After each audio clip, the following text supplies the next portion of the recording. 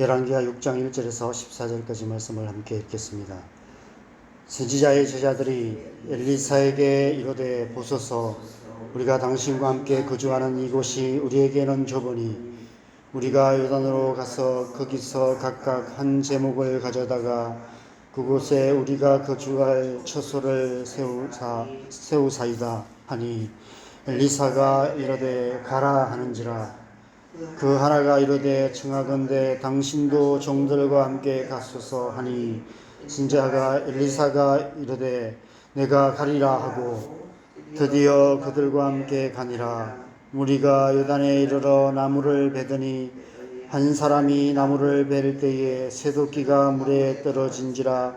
이에 외쳐 이르되 아 내 주여, 이는 빌려온 것이니이다 하니, 하나님의 사람이 이르되 어디 빠졌느냐 하매 그곳을 보이는지라. 엘리사가 나뭇가지를 베어 물에 던져 새도끼를 떠오르게 하고 이르되 너는 그것을 집으라 하니, 그 사람이 손을 내밀어 그것을 집으니라.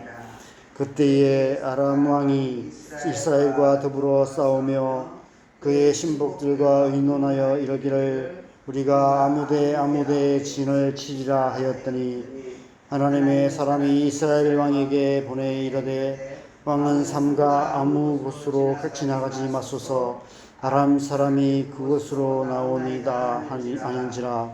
이스라엘 왕이 하나님의 사람이 자기에게 말하여 경계한 곳으로 사람을 보내 방비하기가 한두 번이 아닌지라. 이러므로 아람 왕의 마음이 불안하여 그 신복들을 불러 이르되 우리 중에 누가 이스라엘 왕과 내통하는 것을 내게 말하지 아니하느냐 하니, 그 신복 중에 한 사람이 이르되 우리 주 왕이여 아니로소이다. 오직 이스라엘 선지자 엘리사가 왕이 침실에서 하신 말씀을 이스라엘의 왕에게 구하나이다 하는지라. 왕이 이르되 너희는 가서 엘리사가 어디 있나 보라. 내가 사람을 보내어 그를 잡으리라. 왕에게 아뢰어 이르되 보라, 그가 도단에 있도다 하나이다. 왕이 이에 말과 병거와 많은 군사를 보내매 그들이 함께 밤에 가서 그 성읍을 에워쌌더라. 아멘. 하나님의 백성은 이 세상과 다른 사람들입니다. 시작이 다릅니다. 이 세상 사람들은 혈통으로나 육정으로나 사람의 뜻으로 난 사람들이지만, 하나님의 백성은 하나님께로부터 난 사람들입니다. 끝이 다릅니다. 이 세상 사람들의 끝은 죽음과 심판이지만, 하나님의 백성의 끝은 영생입니다. 시작도 다르고 끝도 다르다면 그 과정 역시 달라야 마땅합니다. 하나님의 백성은 이 세상을 살아가는 방식도 다릅니다. 저는 오늘 본문을 통해 이 세상과 다른 하나님의 백성의 두 가지 삶의 방식을 함께 생각해 보려 합니다. 그 두 가지는 기도와 인도입니다. 하나님의 백성은 하나님께 기도합니다. 기도로 살아가는 사람들입니다.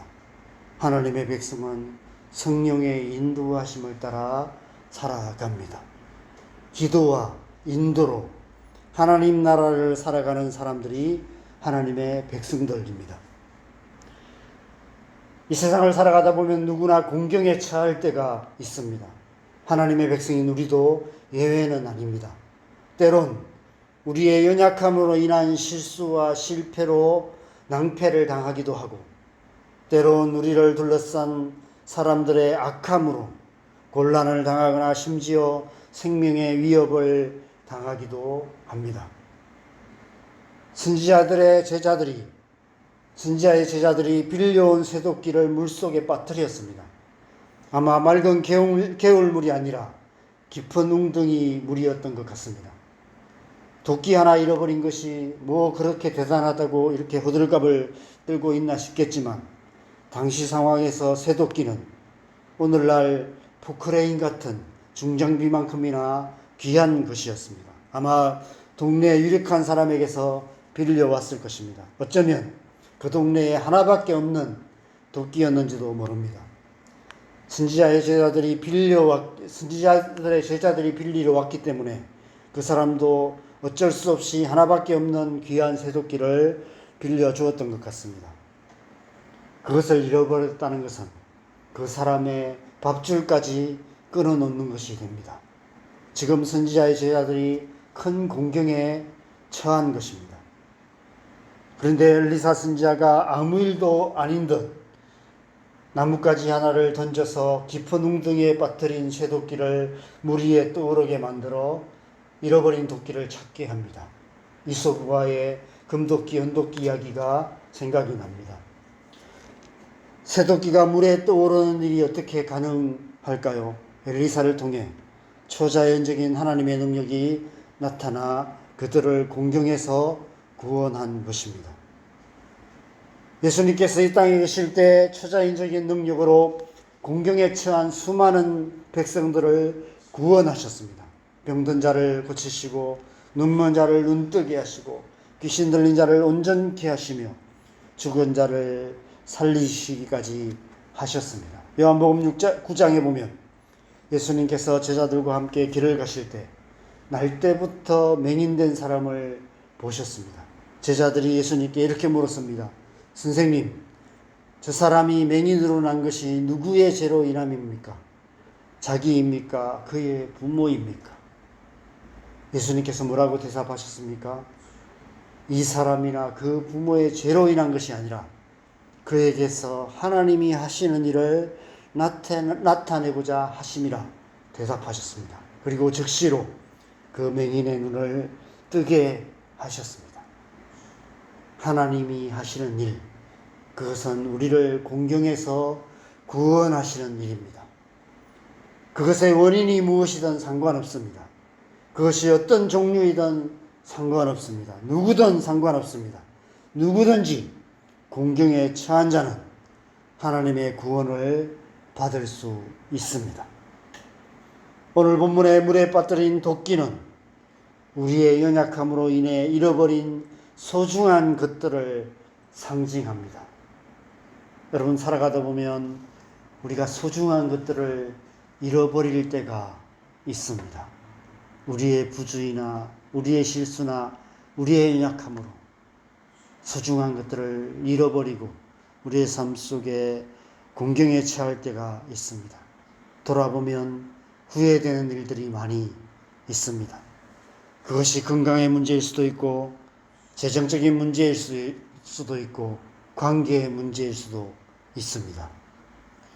그 잃어버린 도끼를 찾지 못하면 누군가는 밥줄이 끊기게 되고 누군가는 모든 관계가 완전히 깨어지는 상황에 처하게 되기도 합니다. 여러분, 공경에 처할 때 우리가 할 수 있는 것이 무엇입니까? 물에 빠진 사람처럼 소리치는 것입니다. Help me, 사람 살려 라고 소리치는 것입니다. 우리의 삶이 공경에 처할 때 우리가 할 수 있는 것은 기도밖에 없습니다. 소중한 것을 잃어버렸을 때 우리가 해야 할 것은 하나님 앞에 나아가 부르짖어 기도하는 것입니다. 하나님은 우리의 기도를 들으시고 우리의 잃어버린 도끼를 다시 찾아 주실 것입니다. 그래서 우리를 모든 공경에서 구원하여 주실 것입니다. 여러분의 삶 속에 잃어버린 도끼가 무엇입니까? 하나님을 믿고 하나님 앞에 기도하기에 힘쓰시기 바랍니다. 우리의 간절한 기도로 잃어버렸던 소중한 것들을 되찾는 구원과 회복의 은혜가 저와 여러분의 삶과 가정에 함께 하실 줄 믿습니다. 8절에서 14절 말씀에서는 끊임없이 이스라엘을 위협하는 아람 왕으로부터 하나님께서 엘리사 선지자를 통해서 피할 길을 알려주시는 이야기가 기록되어 있습니다. 여러분, 우리의 삶이 공경에 빠지는 것은 단지 우리 자신의 연약함 때문만은 아닙니다. 끊임없이 선을 넘어오는 사람들이 있습니다. 우리를 둘러싼 사람들이 끊임없이 우리를 공경에 빠뜨리려 합니다.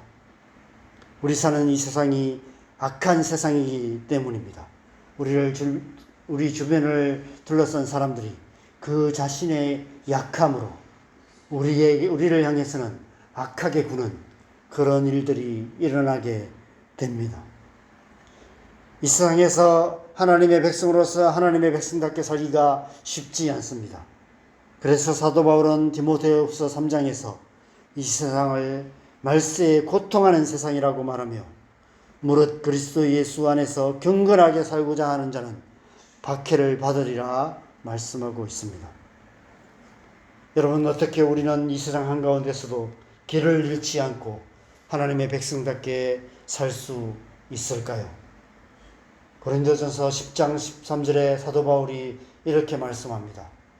사람이 감당할 시험 밖에는 너희에게 당한 것이 없나니 오직 하나님은 미쁘사 너희가 감당하지 못할 시험 당함을 허락하지 아니하시고 시험 당할 즈음에 또한 피할 길을 내사 너희로 능히 감당하게 하시느니라. 이 말씀대로 하나님께서 엘리사를 통해 아람 왕의 위협으로부터 피할 길을 알려주셨습니다. 그래서 이스라엘을 치려던 아람 왕의 계획이 번번이 실패로 끝나고 말았습니다. 우리 사는 이 세상은 광야 같기도 하고 때론 지뢰밭 같다는 생각이 들 때도 있습니다. 어디가 안전한 길인조차 알 수 없고 발 한번 내딛기도 조심스럽습니다. 그래서 우리의 자녀들 가운데 세상으로 한 발짝도 나가지 못하고 퇴행하는 자녀들이 많이 있는 것 같습니다. 그러나 하나님은 우리의 갈 길을 아시는 분이실 뿐 아니라 우리의 발걸음을 인도하시는 분이십니다. 하나님의 백성으로 살아간다는 것은 그 하나님을 믿고 그 하나님의 인도하심을 따라 살아가는 것입니다. 광야에서 구름 기둥과 불 기둥으로 이스라엘 백성들을 인도하셨던 하나님께서 이 세상 한가운데서도 언제나 우리와 함께 하심으로 모든 위험을 피하게 하시고 우리를 안전한 길로 인도하여 주시는 줄 믿습니다. 그래서 우리는 하나님의 인도하심을 따라 살아야 합니다. 하나님의 백성이 이 세상 속에서 하나님의 백성답게 살아갈 수 있는 길이 그 길밖에 없습니다. 하나님의 백성이 이 세상 사람들과 결정적으로 다른 점도 바로 그것입니다. 이 세상 사람들은 목자 없는 양처럼 길 잃은 양처럼 이리저리 방황하는 인생을 살아갈 수밖에 없습니다. 그러나 우리는 다릅니다. 우리에게는 영원히 우리와 함께 하시며 세상 끝날까지 항상 함께 하시겠다고 약속하신 선한 목자가 계시기 때문입니다. 우리의 목자 되시는 예수님께서 우리의 갈 길을 인도하고 계십니다. 그 예수님의 인도하심을 따라서 살아가는 사람들이 바로 하나님의 백성들입니다. 사람이 마음으로 자기의 길을 계획할지라도 그의 걸음을 인도하시는 이는 여호와시니라. 그러므로 우리는 언제 어디서 무엇을 하든지 성령의 인도하심을 따라 살아야 합니다. 우리가 기도할 때 하나님께서 우리를 공경에서 구원하여 주실 뿐 아니라 모든 위험을 피하게 하시며 마땅히 가야 할 길로 인도하여 주십니다. 우리는 기도와 인도로 하나님의 백성답게 살아갈 수 있는 것입니다. 오늘 하루 저와 여러분의 삶이 그런 삶 되기를 바랍니다. 기도와 인도로 하나님의 백성답게 살아가는 저와 여러분 되시기를 주님의 이름으로 간절히 축원합니다. 함께 기도하겠습니다. 여러분, 우리가 살아가다 보면 우리의 연약함으로 때론 또 우리의 주변의 사람들의 그 완악하고 추악한 모습 때문에 우리의 소중한 것을 잃어버리게 되는 때가 있습니다. 우리의 삶이 위협을 받고 생명의 위협을 받을 때도 있습니다. 우리의 삶 속에 비극적인 일들이 일어나기도 합니다. 이러한 세상 속에서 우리가 하나님의 백성으로서 하나님의 백성답게 살아갈 수 있는 길은 날마다 성령으로 충만하여서 기도와 인도로 하나님의 백성, 하나님의 말씀 한가운데 말씀 따라 살아가는 것입니다.